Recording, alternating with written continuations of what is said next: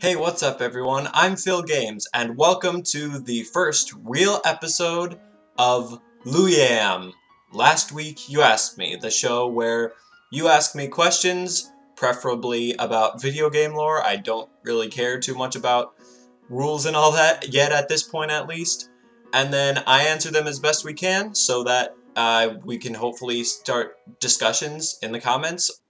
Yeah, I didn't really mention that in the introduction episode 0 or whatever, I'm not trying to be like, pretending to be the guy who knows everything about everything or whatever. I just want to do this to start discussions because I really like talking about video game lore, especially of games that I'm into, obviously. And one of those games, obviously, is Undertale, and we have a lot of Undertale questions for today. Well, Undertale, Deltarune, and Glitchtale, but all Undertale related.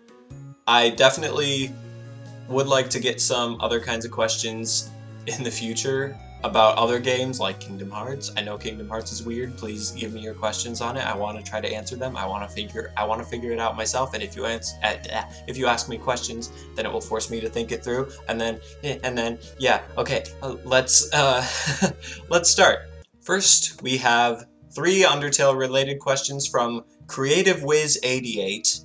Their first question is, I hate it when people think Cara's evil. My question is, what is your thoughts, my thoughts on them as a character? So, I'm not really 100% sure about this, to be honest. I think it was purposefully left up in the air, but if not, then I definitely think Toby Fox was trying to go for them, maybe not being evil, but just being like, not the greatest person in the world. Even Asriel admits that they weren't the greatest person in the world. So based just on the evidence in the game, I feel like it's trying to say that at the very least, while they were alive, Cara was not the greatest person in the world.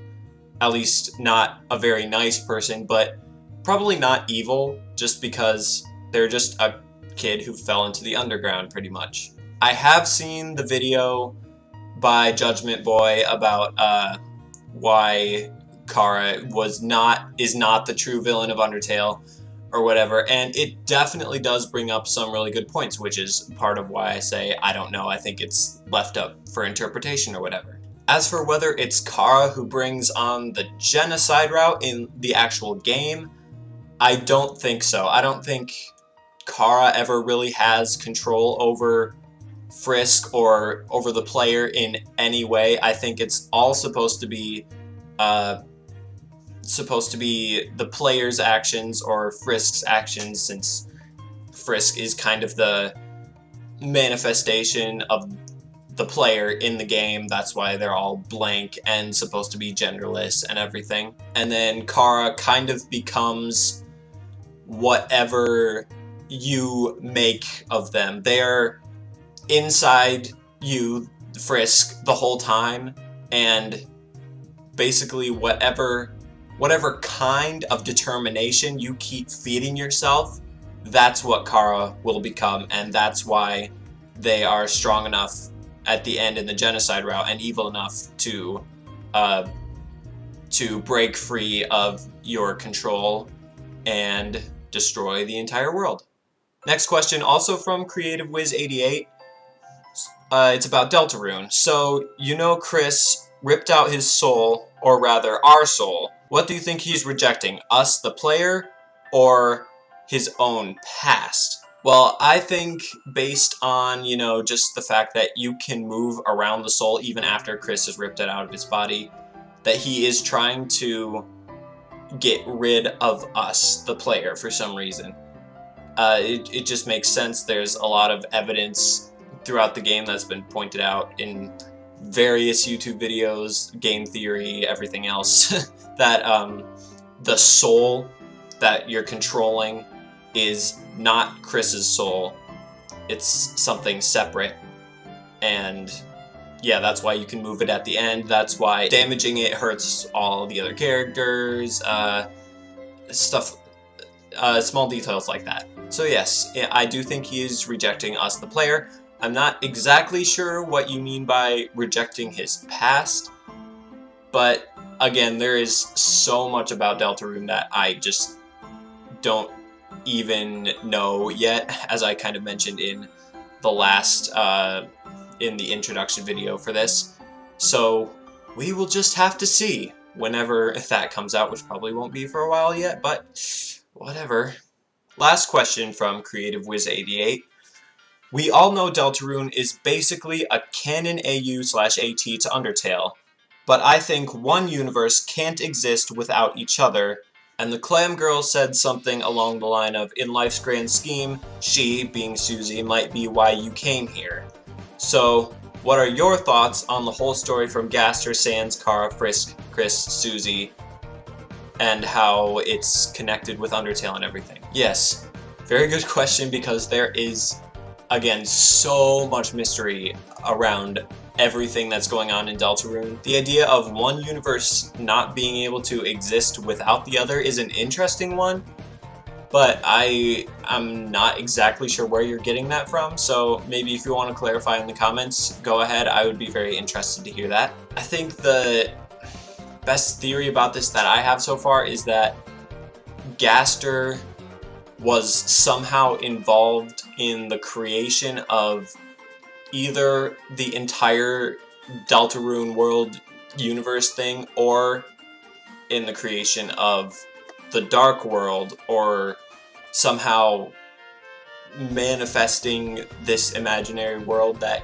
Chris and Azrael came up with as a real place that they can go, but it's still also an imaginary world, almost like a parallel universe, rather than just an alternate universe, a completely parallel universe where the beginning area corresponds to the closet, and all the other stuff in the classroom corresponding to the different areas in Deltarune.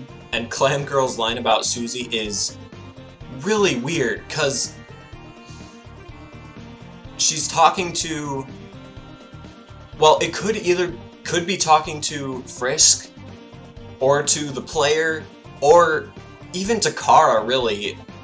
There's just no way to know, so yeah, that line is super weird, because none of them have really been involved in Deltarune at all yet, except for the player, obviously, so that could be part of it, or I've thought maybe in the past it could be a more meta thing, saying how Deltarune was the first idea for a game that Toby Fox came up with, and maybe if he had not come up with that original idea, then he wouldn't have made Undertale. So Undertale, and the fact that we are all playing Undertale, obviously, owes itself to the original ideas he had for Deltarune. And also Susie's name is spelled different, which, yeah, that's a weird one. I don't know what to do with that. And I mean, obviously, Chris is some version of Cara, or something.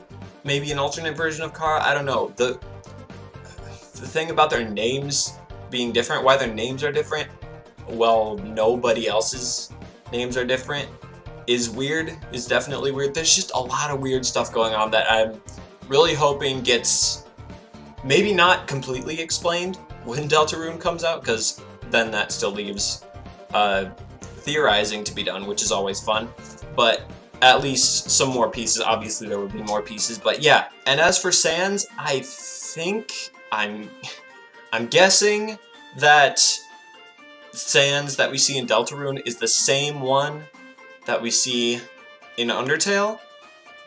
That's based on pretty much only on the fact that, well, he's connected to Gaster and he's the most popular character from Undertale, so that would kind of make sense for Toby Fox to do that. The light is still in my eyes no matter how hard I try. Guess I'll just have to sit up straighter, and even then that doesn't do much.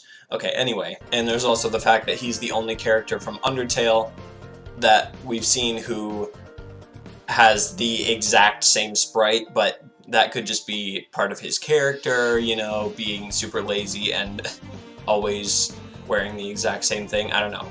It'll be interesting for when we see Papyrus, because I have no idea what's up with him or where he fits in. There's just so much that we have no idea yet. Alright, next question. This one is from Sheepy Snowtato. Very, very nice name there. Do you know why Chris and Susie in Deltarune change clothing and color when they fall into the underground area? So this is one of the reasons why I think that the dark world that they fall into is at least partially an imaginary world, but obviously it's also partially not because Susie's there and everything. But that's what I think. I think it's partly, at least, a made-up world, and this is the outfit that Chris decided to have on himself. And then there's Susie. I don't know where she fits into all this, but yeah, that's the best I've got for that one. And finally, we've got a Glitchtale question from Spanlocket610 or 610, however you would normally say that. I have no idea. They ask, when you said the second timeline encompassed everything we've seen that is in all of Glitchtale, aka the not failed timeline, are there only 2 timelines that we've seen? How, in what episodes do we see the second timeline versus the first? Okay, yeah, this is definitely one of the most confusing things about Deltarune. As I did bring up in my timeline video, this is what it's talking about when I mentioned that in my timeline video over on Cammy's channel. And I guess I have the first draft up on my channel, but that one's not as good. So you have 2 parallel timelines, Timeline 1 and Timeline 2. Or for you it would be Timeline 1, Timeline 2. Let's do it that way. So throughout all of Glitchtale, all the way through the scene where Asriel is dreaming that he's talking to Flowey, these 2 timelines are the exact same. Then Timeline 1 is the one where there is no locket in the room, so Asriel wakes up, he goes to find Frisk, then everything happens until Cara and Asriel fight, and then Cara loses. Cara dies. And everything else fails. The timeline gets erased. Now, Timeline 2, now that I'm thinking about it, maybe it would have actually been better to explain it differently. So, you start out with 1 timeline. Just 1. And it goes all the way through. Asriel doesn't get the locket, kills Cara, timeline erases. But then Cara goes back in time and changes the events. And what this does is it creates a completely separate timeline.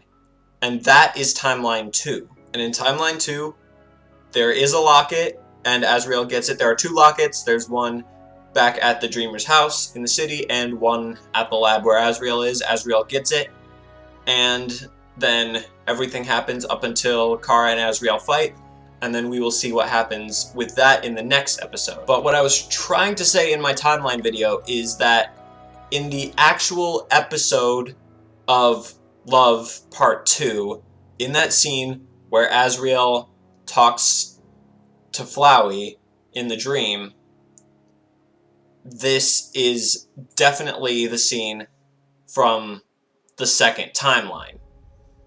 Because after it, then Asriel goes and gets the locket, which is on the desk. It wasn't before he fell asleep, and it is after he fell asleep, and the blanket's on him, the window's open, and everything.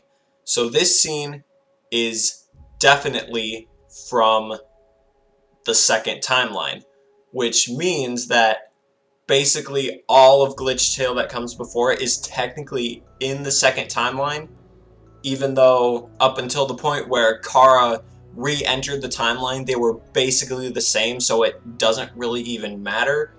And then they are also the same all the way through when Cara and Asriel fight again. So it's only that one scene that's even different between the 2 timelines so far that we've seen. But yes, technically, all of Glitchtale that we've seen is in the second timeline, except for the intro to Game Over Part 1, which shows Cara dying and going back in time, obviously, and also the post-credit scene of, I think it's My Promise, episode 5 of season 2, because that shows what happened with Asriel in the first timeline, in the scene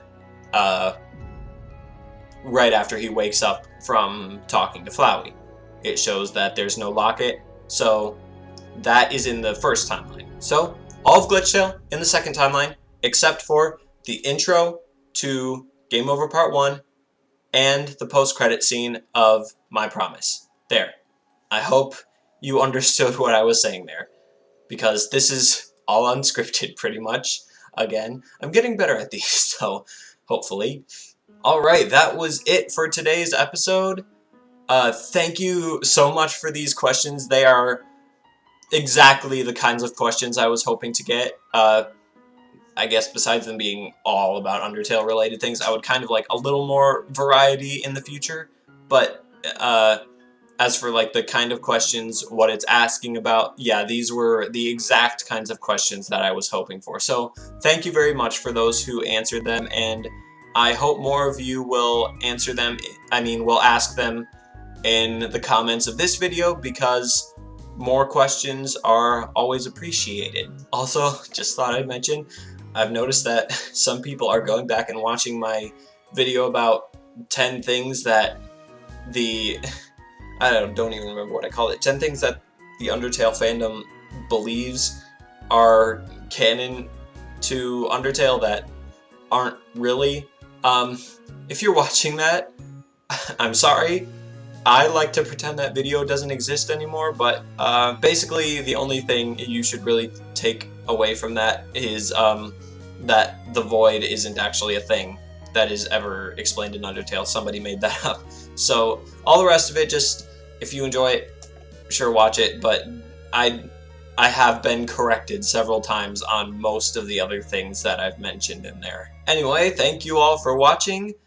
Ask me some questions. You can ask follow-ups about these. You can ask your own questions that you have about Undertale, Kingdom Hearts, Kingdom Hearts, Kingdom Hearts, Kingdom Hearts. And I will hopefully answer them in the next video of this, whenever I do that. I'm hoping that I'll be able to get a video out every day this week, all the way through Friday, so look forward to that. The next one is going to be continuing my POG series, playing old games for fun, and I'll be starting LEGO Rock Raiders for that, so I hope I will see you guys then.